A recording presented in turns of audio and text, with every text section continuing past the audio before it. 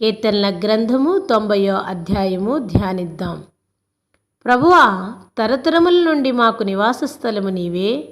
పర్వతములు పుట్టుక మునుపు, భూమిని లోకమును నీవు పుట్టింపక మునుపు యుగయుగములు నీవే దేవుడవు. నీవు మనుష్యులను మట్టికి మార్చున్నావు. నరులారా, తిరిగి రండని నీవు సెలవిచ్చుచున్నావు. నీ దృష్టికి 1000 తరములు గతించిన నిన్నటి వలెనున్నవి. రాత్రి అందలి ఒక జాము వలె ఉన్నవి. వరద చేత అయినట్టు నీవు వారిని పారగొట్టి వేయగా వారు నిద్రింతురు. ప్రొద్దున వారు పచ్చగడ్డి వలె చిగురింతురు. ప్రొద్దున అది మొలిచి చిగురించును. సాయంకాలమున అది కోయబడి వాడబారును. నీ కోపం వలన మేము క్షీణించి ఉన్నాము. నీ ఉగ్రతను బట్టి దిగులు పడుచున్నాము. మా దోషములను నీవు నీ ఎదుట నుంచుకొని ఉన్నావు. నీ ముఖకాంతిలో మా రహస్య పాపములు కనబడుచున్నవి. నీ ఉగ్రతను భరించుచూనే మా దినములన్నయూ గడిపితిమి. నిట్టూర్పులు విడిచినట్టు మా జీవితకాలము జరుపుకొందుము.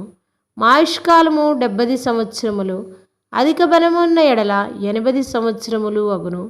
అయినను వాటి వైభవము ఆయాసమే, దుఃఖమే. అది త్వరగా గతించును. మేము ఎగిరిపోదుము. నీ ఆగ్రహ బలము ఎంతో ఎవరికి తెలియను? నీకు చెందవలసిన బలము కొలది పుట్టు నీ క్రోధము ఎంతో ఎవరికి తెలియను? మాకు జ్ఞాన హృదయము కలుగునట్లుగా చేయుము. మా దినములు లెక్కించుటకు మాకు నేర్పము. యెహోవా, తిరుగుము. ఎంతవరకు తిరగకుందువు? నీ సేవకులను చూసి సంతాపపడము. ఉదయమున నీ కృపతో మమ్మను తృప్తిపరచుము. అప్పుడు మేము మా దినములన్నీ ఉత్సహించి సంతోషించుదుము.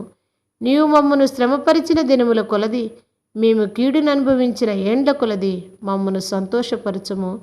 నీ సేవకులకు నీ కార్యము కనపరచుము. వారి కుమారులకు నీ ప్రభావము చూపింపుము. మా దేవుడైన యెహోవా ప్రసన్నత మా మీద నుండును గాక. మా చేతి పని మాకు స్థిరపరచుము. మా చేతి పనిని స్థిరపరచుము. ఆమేన్.